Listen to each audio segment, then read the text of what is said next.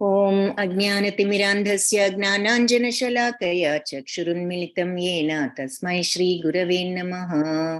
నమో విష్ణుపాదాయ కృష్ణప్రేష్ఠాయ భూతలే శ్రీమతే భక్తివేదాంత స్వామి ఇతి నామినే.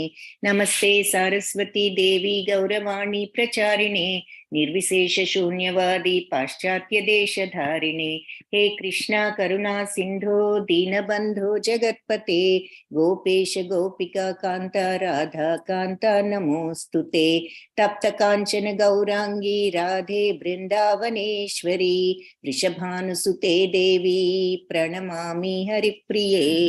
జయ శ్రీ కృష్ణ చైతన్య ప్రభు నిత్యానంద శ్రీ అద్వైత గదాధరా శ్రీవాసాది గౌర భక్త బృంద. హరే కృష్ణ కృష్ణ కృష్ణ హరే హరే, హరే రామ రామ రామ హరే హరే. హరే కృష్ణ భక్తులందరికీ నిన్న మనం 59వ శ్లోకం వరకు చూసాము.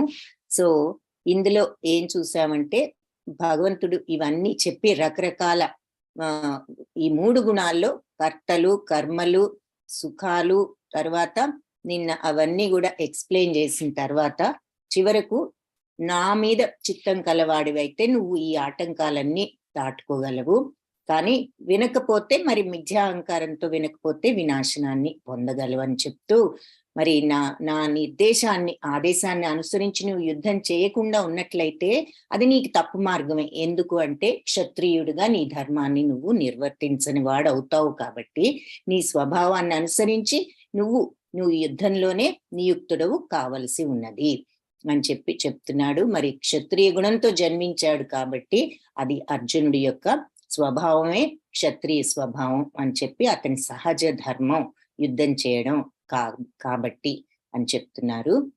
అలాగే ఏదో తెలియక ఈ అహంకారంతో నా గురువు పితామహుడు మిత్రులు అని పాపం అని భయపడుతున్నాడు, కానీ ఇక్కడ కర్మలకు శుభ అశుభ ఫలితాలను ఇచ్చేది నేనే అని చెప్పి కర్మలకు అని అర్జునుడు అనుకుంటున్నాడు. నేనే వీళ్లను చంపుతున్నాను అంటే అన్నట్లుగా తనే అన్నిటికీ కారణం అనే అహంకారంతో ఉన్నాడు అని చెప్తూ యుద్ధాన్ని చేయమని ఉద్దేశించే దేవుడు ఎదుటిగానే నిలిచి ఉన్నాడనే విషయాన్ని అతను మర్చిపోయి ఏదో అన్ని తనే నిర్ణయించుకోగలను అన్నట్లుగా అనుకుంటున్నాడు, నేనే చేస్తున్నాను అనుకుంటున్నాడు. బద్ధజీవుల స్వభావం ఇలాగే ఉంటుంది. ఏది మంచిదో ఏది చెడ్డదో భగవంతుడు ఉపదేశాలు ఇస్తారు. తర్వాత పూర్ణత్వం కోసం మనిషి భక్తితో పని చేయటమే కావలసినది. ఇదే మనం పదే పదే చూసాం. భక్తితో నీ ధర్మాన్ని నువ్వు నిర్వర్తిస్తే అది పరిపూర్ణతను తీసుకొస్తుంది అన్నది. కాబట్టి నీ డ్యూటీ అది, కాబట్టి నీ డ్యూటీని నువ్వు నా ఆదేశం ప్రకారం భక్తితో చేయవలసినది. భగవంతుడి ఆదేశాన్ని గాని ఆ భగవంతుడి ప్రతినిధి అయిన గురువు ఆదేశాన్ని గాని అందుకని ఎప్పుడు మనం ఉపేక్ష చేయరాదు అని చెప్తున్నారు. ప్రతి ఒక్కరూ భగవంతుడి ఆజ్ఞలను ఎలాంటి జంకు లేకుండా మనం చేయవచ్చు అని ఇక్కడ మనకి భాష్యంలో వివరించారు. స్వభావజేన కౌంతేయ నిబద్ధ స్వేన కర్మణ కర్తుం నేచ్ఛసి అన్మోహాత్ కరిష్యస్య వశోపితత్.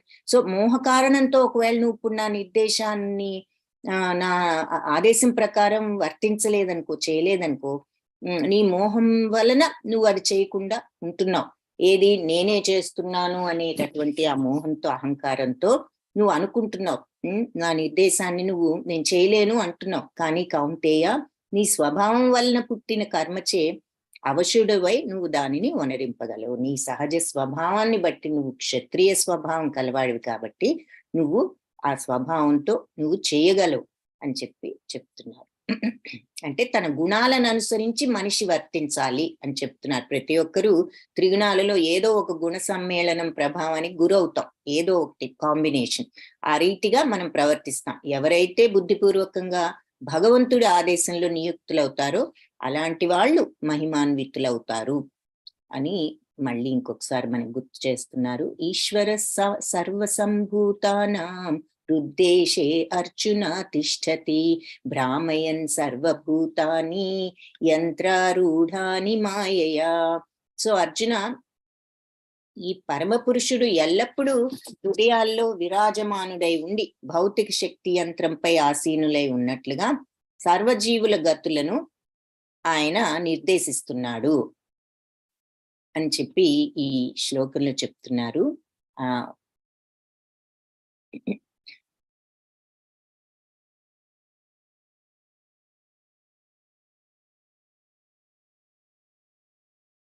అది ఇక్కడ చూద్దాం ఆ శ్లోకాన్ని. సో ఈశ్వర సర్వభూతాన హృద్దేశే అర్జున తిష్టతి భ్రామయాన్ సర్వభూతాన్ని యంత్రారూఢాన్ని మాయ. అంటే పరమ పురుషుడు అయిన భగవంతుడు ప్రతి ఒక్కళ్ళ హృదయంలో ఉండి భౌతిక ప్రకృతితో తయారు చేయబడిన ఒక యంత్రం. అంటే ఈ యంత్రం ఏమిటి? ఈ భౌతిక ప్రపంచం అనే ఈ యంత్రంలో ఆసీనులమై ఉన్నాం మనందరం. ఈ మెషిన్ లో, ఈ భౌతిక ప్రకృతి అనబడే ఒక యంత్రంలో మనందరం ఆసీనులమై ఉన్న మన అందరిలో కూడా ఈ పరమ పురుషుడు ప్రతి ఒక్కరి హృదయంలో ఉండి వాళ్ళ గతులను నిర్దేశిస్తున్నాడు అని చెప్పి ఇందులో చెప్తున్నారు. మన్మన్ ఇది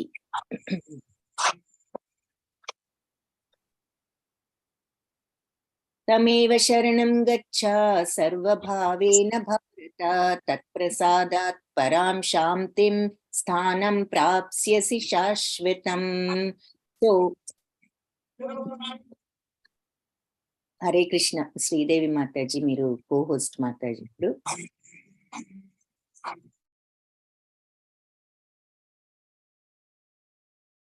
ఓకే. సో తమేవ శరణం గచ్చ సర్వభావేన భారత, భరత వంశస్థుడా అతనికే అతన్నే సంపూర్ణంగా శరణు వేడు. సర్వభావేన భారత, అన్ని సమయాల్లోనూ ఈ భగవంతుణ్ణి నువ్వు శరణు వేడు. ఆయన ప్రతి ఒక్కరి హృదయంలో, ఈ జీవరాశులందరి, ఈ భౌతిక ప్రకృతి అనబడి ఈ యంత్రంలో కూర్చున్న మనబోటి జీవరాశులందరిలోనూ ఆ పరమాత్మ ఉండి వాళ్ళ గతులను నిర్దేశిస్తున్నాడు. కాబట్టి తమేవ శరణం గచ్చ, ఆయన్నే శరణు వేడు. అతని కరుణతో పరమశాంతిని తత్ప్రసాదాత్పరం ఆయన ప్రసాదంతో శాంతిం స్థానం ప్రాప్స్యసి శాశ్వతం, శాంతిని మరియు శాశ్వత స్థానాన్ని పొందుతావు. కాబట్టి భగవంతుడు అందరిలో ఉన్న భగవంతుడు ఆయనే అన్ని నిర్దేశిస్తున్నాడు. ఆయన్ని సంపూర్ణంగా శరణు ఉండు. అప్పుడు నువ్వు ఆయన యొక్క కరుణతో పరమశాంతిని, దివ్య శాశ్వత స్థానాన్ని పొందుతావు అని చెప్పి చెప్తున్నారు. ఇతి తే జ్ఞానమాఖ్యాతం గుహ్యతరం మయా విమృశైత దశేషేణ యథేచ్ఛసి తథా కురు. ఈ విధంగా ఈ రహస్యమైన జ్ఞానాన్నంతా నీకు ఇప్పుడు నేను వివరించాను. గుహ్యతమమైన ఈ జ్ఞానాన్ని నేను నీకు వివరించాను. దీనిని సంపూర్ణంగా నువ్వు విమర్శన కావించి, ఇక్కడ ఇది చాలా ఇంపార్టెంట్ పాయింట్, విమృశైత దశేషేణ, రకరకాలుగా నువ్వు దీన్ని విమర్శించి, అంటే ఎనలైజ్ చేసి, యథేచ్ఛసి తథా కురు, నీ ఇష్టం వచ్చినట్లుగా నీకు తోచిన రీతిలో దీనిని నువ్వు నేను చెప్పవలసిందంతా నీకు చెప్పా, ఈ రహస్యమైన జ్ఞానాన్నంతా నేను నీకు చెప్పా. ఇప్పుడు నువ్వు దాంతో ఏం చేస్తావనేది నీ మీద ఆధారపడి ఉంది అని చెప్తావు. నువ్వు ఇదంతా పరిశీలించి ఏం చెయ్యాలో నువ్వే నిర్ణయించుకో, నీకు తోచిన రీతిలో నువ్వు చెయ్యి అని చెప్పి చెప్తున్నారు. భగవంతుడు మనకి ఈ బుర్రనిచ్చి, తెలివితేటలనిచ్చి, బుద్ధిని, మనస్సును, ఇవన్నిటిని ఇచ్చి, మరి మీరు మంచేదో చెడేదో కూడా మనకు అన్ని శాస్త్రాల్లో చెప్పారు. ఇక్కడ ఈ జ్ఞానం అంతా చెప్పారు. చివరికి ఆయన ఏ రకంగా నువ్వు ఇదంతా విమర్శించి అర్థం చేసుకుని నీకు తోచిన రీతిలో నువ్వు చెయ్యి అంటున్నారు. అదే ఆ ఫ్రీ విల్ మనకు వచ్చింది. మనం మంచి మార్గంలో వెళ్తామా, చెడు మార్గంలో వెళ్తామా అన్నది మన మీద అక్కడ ఆధారపడి ఉందన్నమాట. సో అదే ఇక్కడ ఈ పాయింట్ కూడా మనకి ఈ శ్లోకం ద్వారా అర్థం అవుతుంది. ఇచ్చట యథేచ్ఛసి తదా కురు అంటే భగవంతుడు జీవులకు అతి సూక్ష్మమైన స్వాతంత్ర్యంతో నేను జైక్యం కలిగించుకోను, మీకు ఇంతవరకు ఇస్తాను, మీకు బుద్ధిని, మనస్సును ఇది ఇస్తాను, ఇక్కడ జ్ఞానం ఏంటో కూడా చెప్పాను అంటున్నారు అర్జునుడితో. నీకు అన్ని చెప్పా, నేను అప్పుడు నువ్విదంతా పరిశీలించి ఏం చేయాలో నువ్వే నిర్ణయించుకో అని చెప్తున్నారు. సో ఆయన ఆ స్వాతంత్రాన్ని ఇచ్చి మన్నే ఆ డిసిషన్ తీసుకోమని చెప్తారు అన్నది మనకి ఇక్కడ అర్థమవుతుంది. సో ఏ విధంగా తన జీవితాన్ని వృద్ధి చేసుకోవచ్చో అన్ని కోణాల నుంచి మనకి భగవద్గీతలో ఆయన ఇప్పుడు వివరించారు. రకరకాలుగా ఎన్నో మార్గాలు, ఇది చెయ్యి సంసిద్ధత, ఇది చెయ్యి నీకు సంసిద్ధత, ఇది చెయ్యి నీకు సంసిద్ధత, ఈ రకంగా ఉండని ప్రతి చాప్టర్ లో మోర్ దెన్ 1 శ్లోకాలో ఆ మాట మనకు కనపడింది.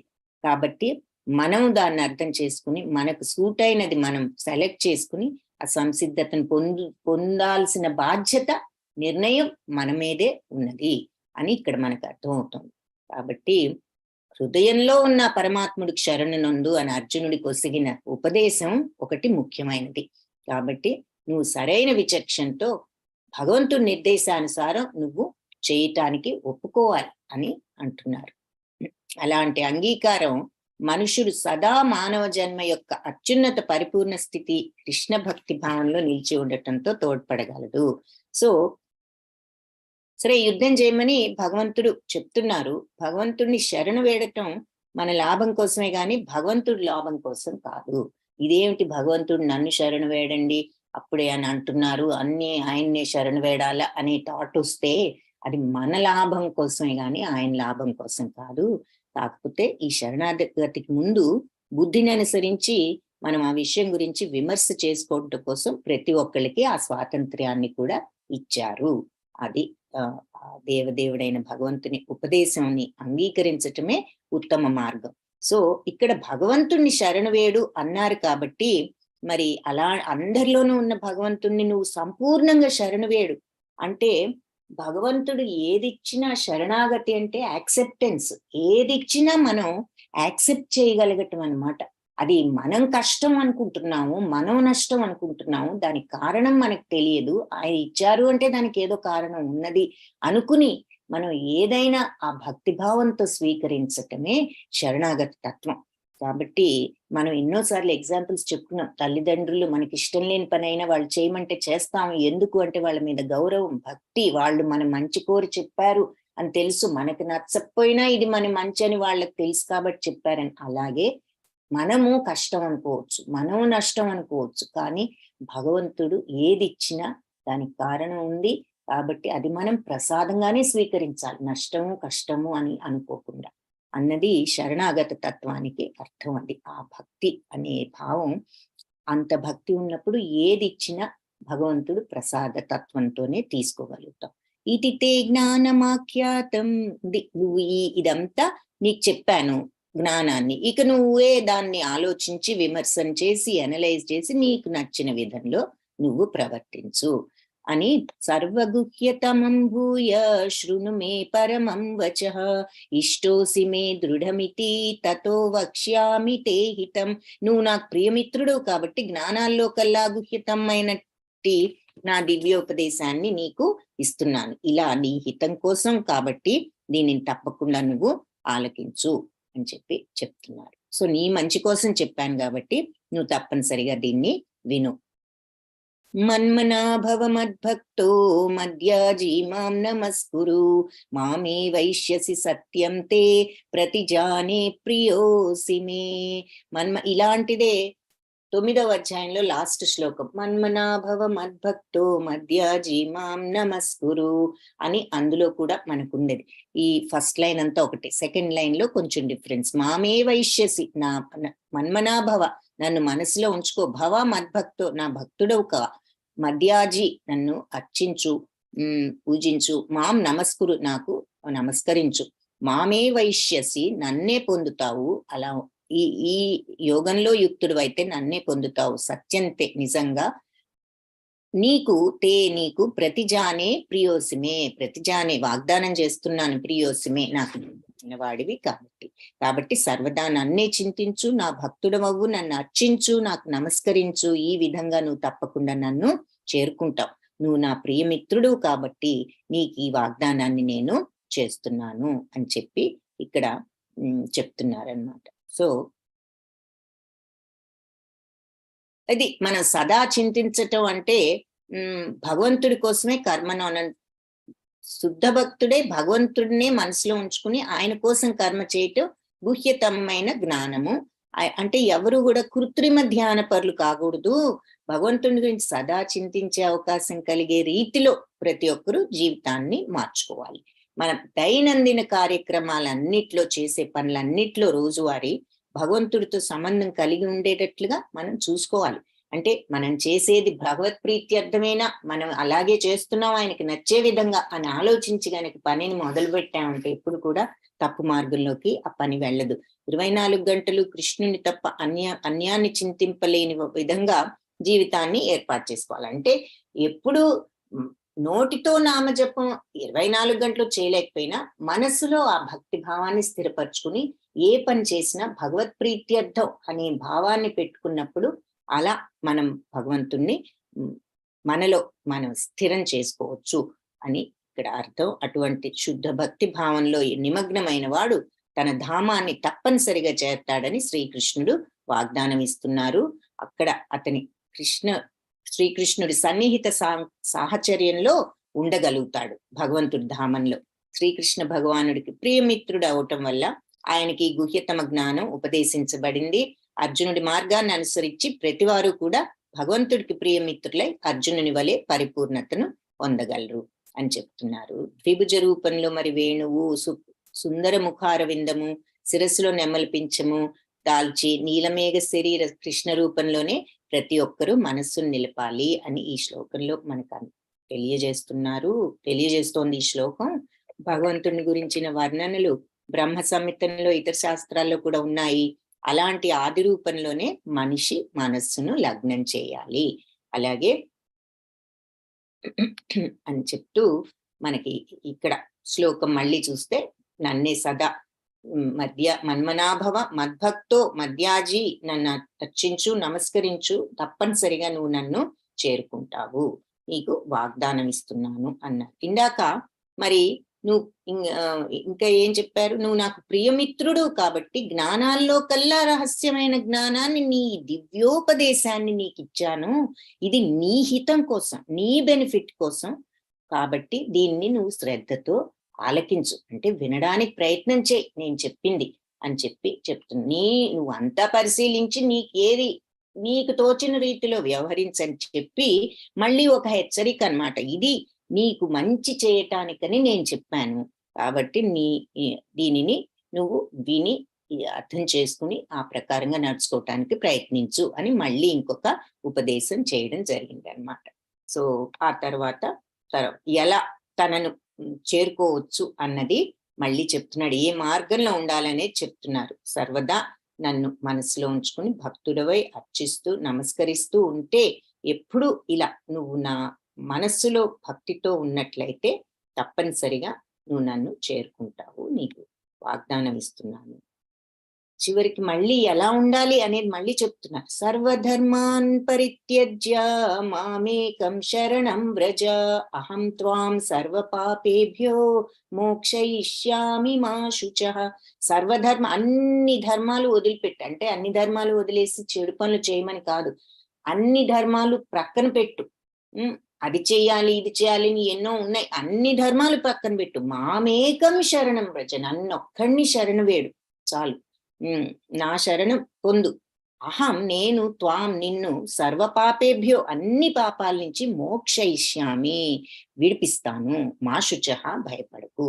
సో నువ్వు ఏ ధర్మాన్ని పాటించినా అన్ని ఒక పక్కన పెట్టినా మెయిన్ థింగ్ నువ్వు చేయవలసింది ఏమిటి, నువ్వు నన్నొక్కడిని శరణ వేడు చాలు, నేను నిన్ను అన్ని పాపాల నుంచి తప్పిస్తాను. సో భగవంతుని శరణ వేడు మన ఇష్టం వచ్చినట్లు చేసేయొచ్చా, అప్పుడు ఆయన శరణు పాపాల నుంచి తప్పిస్తారు కదా అంటే, శరణు వేడటం అంటే ఏమిటి, ఆయన నచ్చే విధంగా మనం పనిచేయటం, భగవత్ ప్రీత్యర్థం చేయడం, అప్పుడు నువ్వు తప్పెలా చేస్తావు.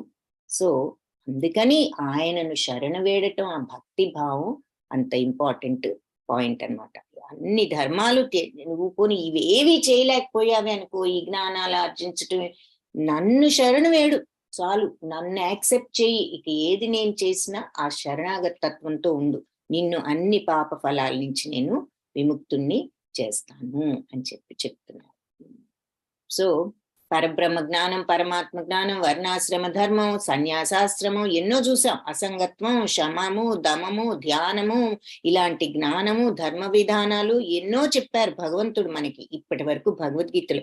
ఈ ధర్మ విధానాలన్నీ కూడా వివరించిన ఇప్పుడు ఫైనల్ గా సారాంశంలో ఏం చెప్తున్నారు, ఇంతవరకు నేను వివరించిన ధర్మ విధానాలు ఎలా ఉన్నా సరే నన్ను శరణం పొందావంటే నువ్వు నన్ను చేరుకుంటావు అని చెప్పి చెప్తున్నారు. నేను నిన్ను అన్ని పాపాల నుంచి విడిపిస్తాను, తప్పకుండా నీకు ముక్తి వస్తుంది అని చెప్పి ఫైనల్ పాయింట్ చెప్పారనమాట. ఆ శరణాగత తత్వమే ఇంపార్టెంట్. అందరిలో భగవంతుని చూడటం, ఏది చేసినా ఆయనకు అర్పించి చేయడమే శరణాగతం. శరణాగతం అంటేనే అర్పించుకోవడం, మనల్ని మనం అర్పించుకోవడం. మనల్ని మనమే అర్పించుకోవడం అంటే అదంతా భగవంతుడే, ఏది చేసినా ఆయన కోసమే అనే భావంతో చేయటం. అప్పుడు పాప ఫలితాల నుంచి పూర్తిగా ముక్తుడైన వాడే భగవంతుడి అర్చన ఆ రకంగా చేపట్టగలడు అని మనకి 7th చాప్టర్ లో కూడా చెప్పారు. కాబట్టి సర్వ పాప ఫలాల నుంచి బయటపడనిదే శరణాగత విధానం. ఎవరు చేపట్టజాలనని భావించవచ్చు. అలాంటి సందేహం నివృత్తి కోసం మనిషి పాప ఫలితాల నుంచి ముక్తి పొందనప్పటికీ భగవంతుడి శరణు పొందటం ద్వారా అప్రయత్నంగానే ముక్తుడు కాగలుగుతాడు. కాబట్టి నీ పాత పాపాలు, నువ్వు ఏవో పాపాలకు ఇది చేస్తే కడిగి వేయొచ్చు, ఆ పుణ్యం చేస్తే ఈ పాపాలు కడిగి వేసుకుని ఆ తర్వాత భగవంతుని శరణు వేడదామని అనుకోనక్కర్లేదు. నువ్వు మనస్ఫూర్తిగా ఆయన్ని శరణు వేడినప్పుడు ఆ శరణాగత తత్వం నీకు ఎప్పుడైతే వస్తుందో అప్పుడు నీ పాపాలు కూడా వెంటనే నీకు ఆ పాప విమోచనం కూడా జరుగుతుంది అని చెప్పి. కాబట్టి శ్రద్ధ, ప్రేమ ఆ రెండిటితో భగవంతుణ్ణి శరణు వేడాలి అని ఇక్కడ చెప్తున్నారనమాట. సో హరి భక్తి విలాసంలో కూడా అనుకూల్యస్య సంకల్ప ప్రాతికూల్యస వర్ణనం రక్షిష్యతీతి విశ్వాసో గోప్తృత్వే వరణం తథా ఆత్మనిక్షేపకార్పణ్యే షడ్విధ శరణాగతి. సో ఈ భక్తి యోగం అనుసరించి భగవంతుడి భక్తి అంటే మనిషి తన యొక్క ఆశ్రమానుసారాన్ని విద్యుత్ ధర్మాన్ని నిర్వహించినప్పటికీ ఒకవేళ భక్తిభావం కలగకపోతే కర్మలన్నీ వేస్ట్ ఏమి కావు. ఎందుకు అంటే భక్తిభావంలో పూర్ణత్వ స్థితికి దోహదం కాని దేన్నైనా మనుషుడు ఆ భక్తిభావం లేనప్పుడు ఏదైనా కూడా వృధా అవుతుంది. కాబట్టి ఆ పూర్ణత్వం లేనటువంటి పద్ధతిని మనం వదులుకుని అన్ని పరిస్థితుల్లోనూ మనం అన్ని పరిస్థితుల్లో యందును సర్వ కష్టముల నుండి రక్షించునుడు భగవంతుడు రక్షిస్తాడనే నమ్మకాన్ని, అసలు అన్నిటికంటే ముందు ఆ నమ్మకం అనేది ఉండాలి, విశ్వాసం అనేది ఉండాలి. ఈ విధంగా మనిషి ఆ విశ్వాసంతో, భక్తితో, అత్యంత శ్రద్ధతో నియుక్తుడైతే శీఘ్రమే ఈ ప్రకృతి గుణ సంపర్కాల నుంచి, 3 త్రిగుణాల నుంచి బయటపడతాడు అని చెప్పి పవిత్రుడవుతాడు అని చెప్తుంది. మరి ఇక్కడ చెప్పింది కూడా అది. సో భావం అన్ని వదిలిన నన్ను శరణు వేడామంటే సరి అయిన పద్ధతిలో నిన్ను అన్ని పాపాల నుంచి నేను విముక్తుణ్ణి చేస్తాను, నీకు భయం లేదు అంటున్నారు.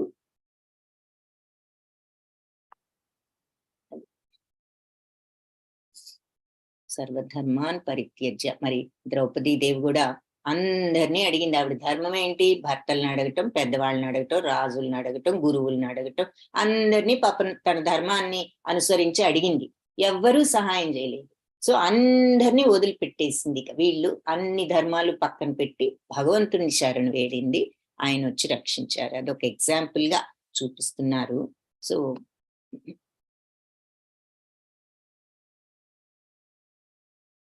ఇదం తే నా తపస్కాయ నా భక్తాయ కదాచన నచా శుశ్రూషవే వాచ్యం నచ మాంయోభ్యసూయతి.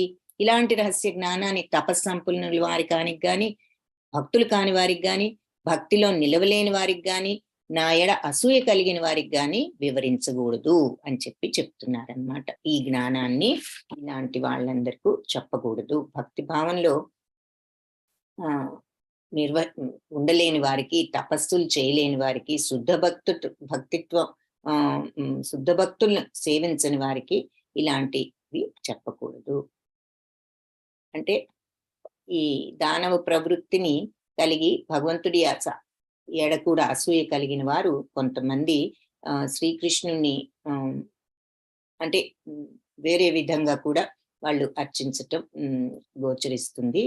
అంటే గీతా వ్యాఖ్యానాన్ని ఇలా వ్యాపారంగా కొనసాగించిన ఏదైనా అని చెప్పి కొన్ని ఎగ్జాంపుల్స్ చెప్తున్నారు. పాయింట్ ఏమిటి అంటే, ఇలాంటి గుహ్యతమ జ్ఞానాన్ని ఇలాంటి మెంటాలిటీ ఉన్నప్పుడు చెప్పడం వల్ల ఉపయోగం లేదు కాబట్టి అలాంటివి చెప్పక్కర్లేదు వాళ్ళకు అని చెప్పి చెప్తున్నారు.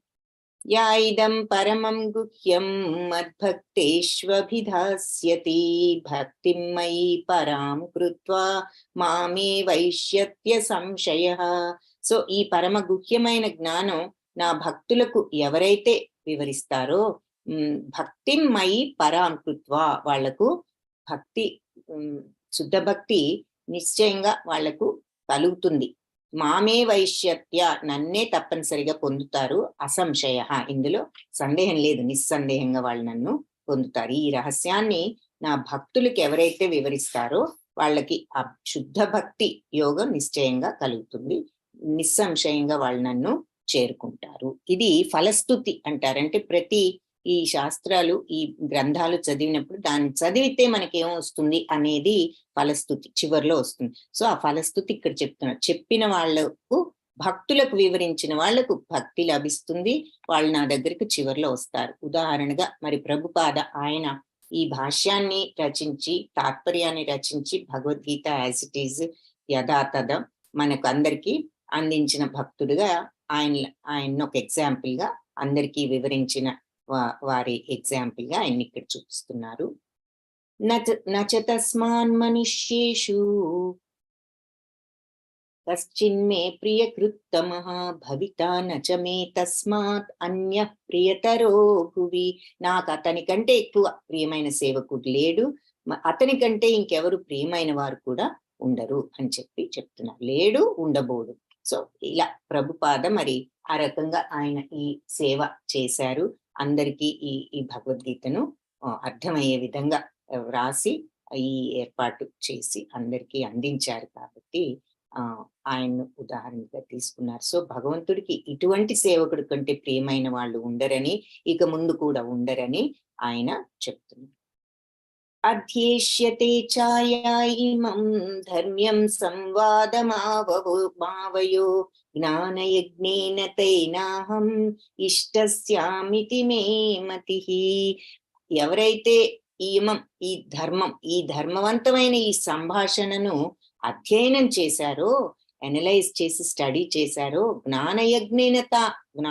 జ్ఞానయజ్ఞంతో అహం నన్ను ఇష్టస్యామితి, నన్ను పూజించిన వాళ్ళని మే మతిః, నేను అభిప్రాయపడుతున్నాను, ప్రకటిస్తున్నాను అని చెప్తున్నారు. సో మన ఈ పవిత్ర సంభాషణను ఎవరైతే అధ్యయనం చేస్తారో వాళ్ళు జ్ఞానయజ్ఞం ద్వారా నన్ను పూజించిన వాళ్ళని నేను ప్రకటిస్తున్నాను. సో ఈ భగవద్గీతను అనలిటికల్ గా అలా స్టడీ చేస్తే అది భగవంతుణ్ణి జ్ఞానయోగంతో పూజించటం అవుతుంది అని చెప్తున్నాను. శ్రద్ధావాన్ అనసూయశ్చ శృణుయాదపి యో నరః సోపి ముక్తః శుభాల్లోకాన్ ప్రాప్నుయాత్ పుణ్యకర్మణాం. అంటే శ్రద్ధతో అనసూయశ్చ, అనసూయ అంటే అసూయ లేకుండా ఉండటం, శ్రద్ధతో అసూయ లేకుండా శృణుయాదపి యో నరః, ఏ నరుడైతే వింటాడో, సోపి ముక్త శుభాల్లోకాన్, వాళ్లకు శుభలోకాలన్నీ కూడా వాళ్లకు లభిస్తాయి, ముక్తులవుతారు, పాపాలన్నిటి నుంచి ముక్తులై వాళ్ళు శుభలోకాలు లోకి వెళ్తారు. ప్రాప్నుయాత్ పుణ్యకర్మణ, పుణ్యాత్మలు నివసించే శుభలోకాలు వాళ్లకు ప్రాప్తిస్తాయి అని చెప్తున్నారు. శ్రద్ధతో అసూయ లేకుండా దీనిని వినేవాడు పాపాల నుంచి విముక్తి పొంది పుణ్యాత్మలు నివసించే పుణ్యలోకాలకు వెళ్తారు. నష్టో మోహ స్మృతిర్లబ్ధా త్వత్ప్రసాదాన్మయాచ్యుత. ఇదంతా విన్న తర్వాత అర్జునుడు మధ్యలో ఒక్క శ్లోకం ఉంది. కచ్చిదే తచ్ఛృతం పార్థ త్వయైకాగ్రేణ చేతసా కచ్చిదజ్ఞాన సమ్మోహ ప్రణష్టస్తే ధనంజయ. సో పార్థ, ధనంజయ, మరి ఏకాగ్ర మనస్సుతో నువ్వు గనక దీన్ని శ్రవణం చేశావా, నీ అజ్ఞానము మోహం ఇప్పుడు తీరిపోయినాయా అని చెప్పి భగవంతుడు చివరికి ఇదంతా చెప్పి అర్జునుడిని ప్రశ్నించడం జరిగింది. నువ్వు కాన్సన్ట్రేషన్ తో విన్నావా నేను చెప్పిందంతా? నీ అజ్ఞానము నీ మోహం మరి ఇప్పుడు పోయాయా అని చెప్పి భగవంతుడు అడిగారు. అప్పుడు అర్జునుడు చెప్తున్నాడు. అర్జున ఉవాచ నష్టో మోహ స్మృతిర్లబ్ధా త్వత్ప్రసాదాన్మయా అచ్యుత స్థితోస్మి గత సందేహ కరిష్యే వచనం తవ. అర్జునుడు అంటున్నాడు, అర్జున మోహం నష్టపోయానంటే ఇక్కడ పోయింది, నా మోహం పోయింది. స్మృతిర్లబ్ధ, స్మృతి లభించింది అంటే నా సెన్సెస్ నాకు వచ్చాయి. ఇంతవరకు అయోమయ స్థితిలో ఉన్నాను, ఇప్పుడు నా సెన్స్ నాకు తిరిగి వచ్చింది. నష్టం అని చెప్తూ అయితే నాకు వచ్చింది ఏదో నా గొప్పతనం వల్ల నేను ఇదంతా అర్థం చేసేసుకుని స్మృతిని పొందాను, సెన్స్ పొందాను అనడంలా, త్వత్ప్రసాదాన్మయ నీ ప్రసాదంతో నాకు మోహం పోయి స్మృతి వచ్చింది. నేనేదో గొప్ప ఇంటెలిజెంట్ మనిషిని కాబట్టి వినగానే అర్థం చేసేసుకుని ఇలా స్మృతి తెచ్చుకున్నానని అనడంలా, నీ ప్రసాదంతో నాకు ఈ మోహం పోయి స్మృతి లభించింది అచ్యుత అంటే అని కృష్ణ అచ్యుతుడు కానివాడ, నశింపు లేనివాడ అని అర్థం. సో అర్జున, మోహం నశించింది, నీ కరుణతో నా స్మృతిని తిరిగి పొందాను. ఇప్పుడు నేను స్థిరుడను, స్థితోస్మి స్థితంగా ఉన్నాను, స్థిమితంగా. గత సందేహాలన్నీ గతించిపోయాయి, నా డౌట్స్ అన్ని పోయాయి, క్లియర్ అయిపోయాయి.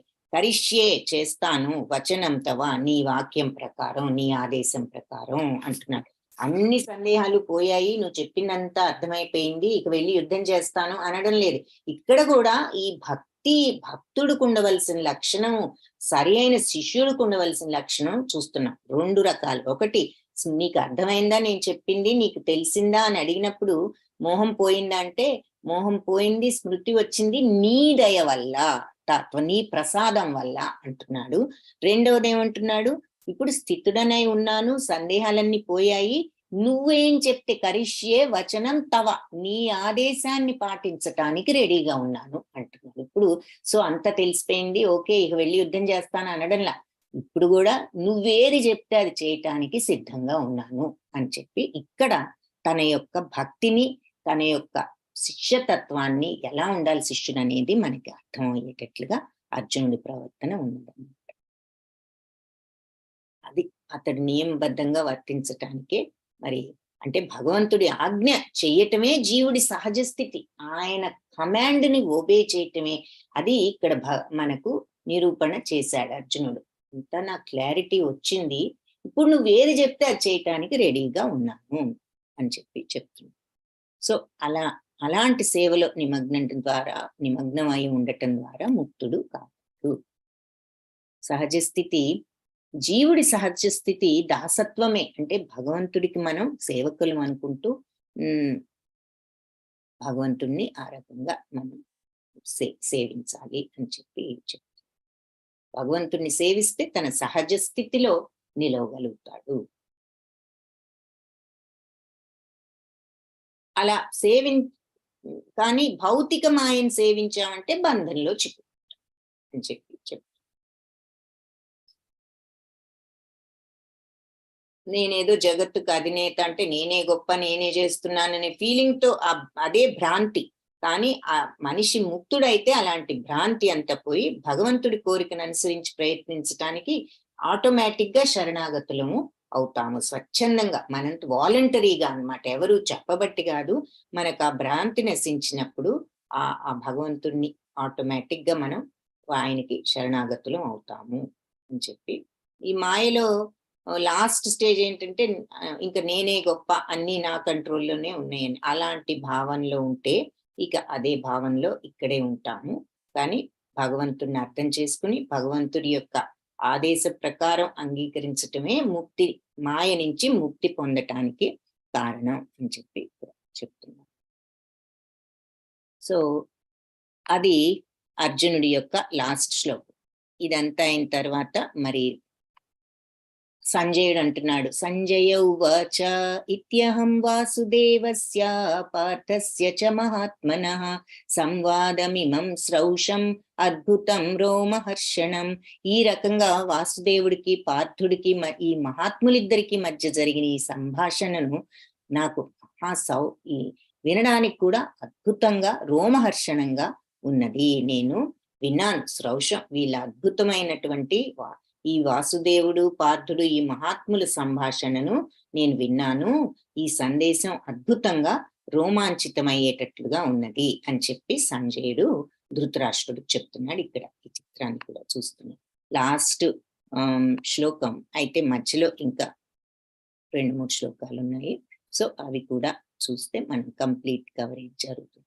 ఇంకా ఇదంతా సంజయుడే అంటున్నాడు. వ్యాసప్రసాదాచ్యుతవానేతద్ గుహ్యమహం పరం యోగం యోగేశ్వరాత్ కృష్ణాత్ సాక్షాత్ కథయత స్వయం. అర్జునుడితో స్వయంగా సంభాషిస్తున్న యోగీశ్వరుడైన శ్రీకృష్ణుడి నుంచి ఈ పరమ రహస్య వచనాలన్నీ వ్యాసదేవుడి కరుణతో నేను ప్రత్యక్షంగా వినగలిగాను అని ఇక్కడ సంజయుడే స్వయంగా చెప్తున్నాడు. భగవంతుడు యోగీశ్వరుడైన శ్రీకృష్ణుడి నోటి నుంచి అర్జునుడితో స్వయంగా సంభాషిస్తూ ఆయన చెప్పిన ఈ గుహ్య వచనాలన్నీ వ్యాసదేవుడి కరుణతో నేను ప్రత్యక్షంగా వినగలిగాను. వ్యాసదేవుడు మరి ఆయనకు సంజయుడికి ఆధ్యాత్మిక గురు కాబట్టి గురువు అయిన వ్యాసదేవుడి కరుణతో భగవంతుణ్ణి అర్థం చేసుకోగలిగానని సంజయుడు ఇక్కడ చెప్తున్నాడు అనమాట. సో అందరూ కూడా ఆధ్యాత్మిక గురువు యొక్క గురువు ద్వారా భగవంతుణ్ణి అర్థం చేసుకోవాలి అని చెప్పి చెప్తున్నారు. గురువు దానికి మధ్య మార్గం, భగవత్ అనుభూతి ప్రత్యక్షంగా అనుభవింపవలసినదే అయినప్పటికీ కూడా గురువు దానికి మాధ్యమముగా ఒప్పారగలడు. దానికి గురువు ఒక మీడియేటర్ అన్నమాట. భగవంతుణ్ణి మనం ఎక్స్పీరియన్స్ చేయాలి అంటే గురువు అనేవాడు మధ్యలో ఉండాలి. ఇదే గురు పరంపర రహస్యం అంటున్నారు. ప్రామాణికమైన గురువు అయితే మనిషి అర్జునుడు లాగా భగవద్గీతను ప్రత్యక్షంగా శ్రవణం చేయి. గురువు గనక ప్రామాణికుడైతే మనిషి అర్జునుడు లాగా భగవద్గీతను ప్రత్యక్షంగా శ్రవణం చేయొచ్చు. జగత్తులో పెక్కు యోధులు సిద్ధపురుషులు ఉన్నప్పటికీ కృష్ణుడు సమస్త యోగ విధానాలకు ప్రభు. అటువంటి కృష్ణుడు తనకే శరణొందమని గీతలో నిశ్చయంగా క్లియర్ గా మనకు ఉపదేశాన్ని ఇచ్చాడు. ఆ విధంగా ఎవరైతే ఉంటారో అత్యుత్తమ యోగి కాగలరు. ఇది 7th చాప్టర్ లో కూడా చెప్పారు. లాస్ట్ లో యోగినామపి సర్వేషాం అని ఒకటి శ్లోకం ఉంటుంది అందులో. సో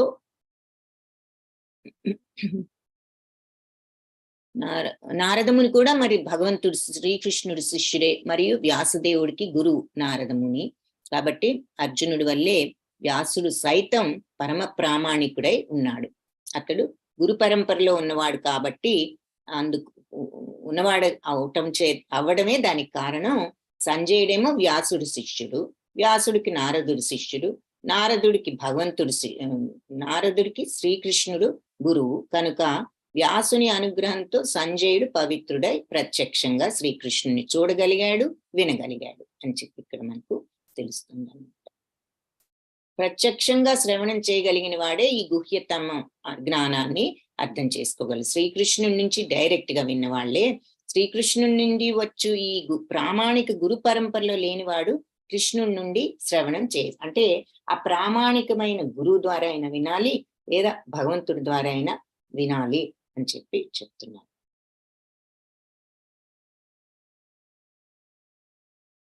నెక్స్ట్ ఇది రాజన్ సంస్మృత్య సంవాదమిమద్భుతం కేశవార్జునయో పుణ్యం హృష్యామి చ ముహుర్ముహు.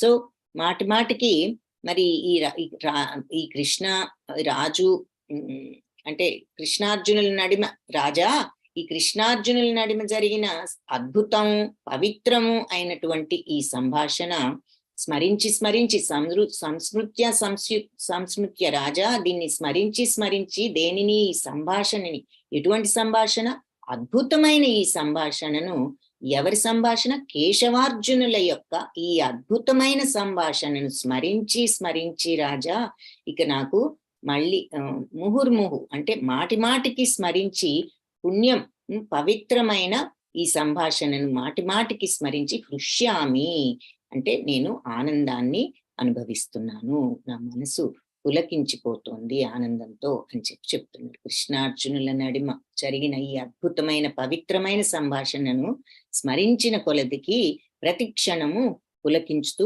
ఆనందాన్ని పొందుతున్నాను. అది భగవద్గీతలో ఉన్న భగవద్గీతను అండర్స్టాండ్ చేసుకుంటే వచ్చే అవగాహన అలా దివ్యమైనది అని చెప్పి ఇక్కడ భాష్యంలో కూడా చెప్తున్నారు. ఆధ్యాత్మిక జీవనానికి ఇది దివ్య స్థితి. సో ఈ సంభాషణ అర్థం చేసుకోగలిగిన వాడు మహాత్ముడై ఆ సంభాషణ విషయాలను మర్చిపోకుండా ఉంటాడు. ఇదే ఆధ్యాత్మిక జీవనం అని భగవద్గీత. మరి ప్రామాణికుడైన శ్రీకృష్ణుని నుంచి శ్రవణం చేసేవాడు పూర్ణ కృష్ణ భక్తి భావనను పొందుతాడు. అలాంటి కృష్ణ భావన ఫలితం ఏంటి అంటే మనిషి నిరంతరము వికాసాన్ని అందుతూ ఏదో కొంత సమయం కాక ప్రతి క్షణంలో కూడా జీవితంలో ఆనందాన్ని అనుభవిస్తాడు. ఇక్కడ ఆనందం అంటే భౌతిక ప్రపంచపు ఆనందాలు కాదు, ఆ భగవంతుడి సచ్చిత్ ఆనందాల్లో ఉన్న ఆనందతత్వం. తచ్చ సంస్మృత్య రూపమత్యద్భుతం హరే విస్మయో మే మహాన్ రాజన్ హృష్యామి చ పునః పునః. ఇప్పుడేమంటున్నాడు, అది కూడా స్మరించి అంటే స్మరించిన కొలది రూపం అత్యద్భుతం హరే, ఈ హరి రూపం మిక్కిలి ఆశ్చర్యకరంగా ఉన్నది. ఆ రూపం తలుచుకున్న కొందికి విస్మయోమే మహాన్ రాజన్ అంటే నాకు ఆశ్చర్యాన్ని అందిస్తోంది. తలుచుకున్న కొందికి హృష్యామి అంటే ఆనందిస్తున్నాను, పునః పునః మళ్ళీ మళ్ళీ నాకు ఆనందం కలుగుతోంది. ఈ అత్యద్భుతమైన భగవంతుడి రూపాన్ని స్మరించిన కొలది నేను అత్యంత విస్మయాన్ని అందుతూ మళ్ళీ మళ్ళీ ఆనందాన్ని అనుభవిస్తున్నాను అని చెప్తున్నారు. సో వ్యాసుడు అనుగ్రహంతో సంజయుడు సైతం అర్జునుడికి చూపించిన విశ్వరూపాన్ని ఆయన కూడా చూసినట్లు మనకి ఇక్కడ అర్థమవుతుంది. అలాంటి విశ్వరూపాన్ని కృష్ణుడు ఇంతకు ముందు ఎప్పుడు చూడలేదని కూడా చెప్పారు కదా. సో అర్జునుడికి ఒక్కడికే చూపించిన ఆ సమయంలో మహాభక్తులందరూ కూడా ఆ రూపాన్ని చూశారు. అలాంటి వాళ్ళల్లో వ్యాస మహర్షి కూడా ఒకరు. శ్రీకృష్ణుడి పరమ భక్తుల్లో ఒకడైన అతడు శక్తిపూర్ణ అవతారంగా వ్యాస మహర్షిని చెప్తారు. ఆయన వ్యాస మహర్షి ఏమో మరి దానిని తన శిష్యుడైన సంజయుడికి దర్శనం కలిగేటట్లుగా చేశారు. సో అర్జునుడికి చూపించిన ఈ అద్భుత రూపాన్ని తలుచుకుని సంజయుడు మళ్ళీ మళ్ళీ ఆనందాన్ని అనుభవిస్తున్నాడు అని భాష్యంలో చెప్తున్నారు. సో ఇందాకటి శ్లోకంలో వీళ్ళ నడుమ జరిగిన సంభాషణని తలుచుకున్న కొందికి నాకు ప్రతి క్షణం పులకించే ఆనందాన్ని పొందుతున్నాను అన్నాడు. ఇప్పుడేమో ఆయన రూపాన్ని తలుచుకున్న కొందికి అత్యంత విస్మయంతో ఇంకా ఆనందాన్ని అనుభవిస్తున్నాను అని చెప్పి అన్నాడు. లాస్ట్ శ్లోకం, యత్ర యోగేశ్వర కృష్ణో యత్ర పార్థో ధనుర్ధరః తత్ర శ్రీర్విజయో భూతిర్ధ్రువా నీతిర్మతిర్మమ. ఎక్కడైతే యోగీశ్వరుడైన కృష్ణుడు ఉంటాడో, ఎక్కడైతే ధనుర్ధారి ధనువిద్యలు నేర్పరి అయిన పార్థుడు ఉంటాడో అక్కడ శ్రీ విజయో భూతి అంటే అక్కడ శ్రీ సంపద, విజయం అంటే సక్సెస్, భూతి అంటే అసాధారణమైన శక్తి, ధ్రువ డిటర్మినేషన్ నిశ్చయం, పట్టుదల, నీతి ఉంటుంది, మతిర్మమ నా యొక్క అభిప్రాయము.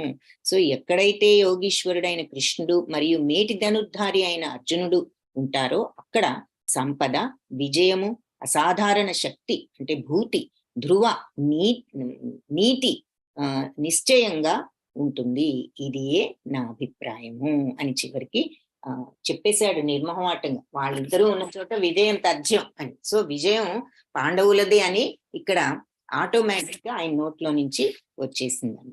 ఎందుకు, భగవంతుడు ఎటుంటే అదే న్యాయం పక్షంలోనే ఆయన ఉంటారు కాబట్టి ఇక్కడ విజయం వాళ్ళది. సో అలా భగవద్గీత ధృతరాష్ట్రుడు ఏం చేస్తున్నారు అంటంతో స్టార్ట్ అయింది.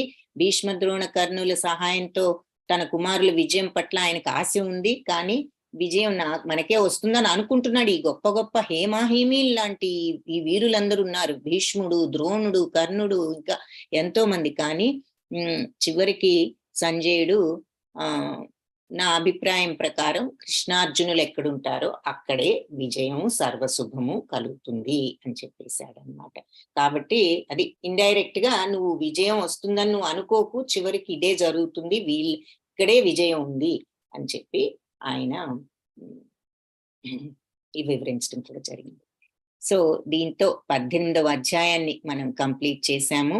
మరి అష్టాదశాధ్యాయములు సమాప్తము. హరే కృష్ణ కృష్ణ కృష్ణ హరే హరే, హరే రామ రామ రామ హరే హరే. ఈ గీతా పాఠంలో ఏం నేర్చుకున్నాం? సకల శుభాలను, ముక్తిని, పరిశుద్ధమైన భక్తిని అనుగ్రహించే ఈ దివ్యమైన సంభాషణను శ్రవణం చేయడము, అధ్యయనం చేయడం ద్వారా మరియు ప్రచారం చేయడం ద్వారా శ్రీకృష్ణుడి అర్జునుడి యొక్క సాంగత్యాన్ని మనం నిత్యము అనుభూతి చెందవచ్చు. హరే కృష్ణ.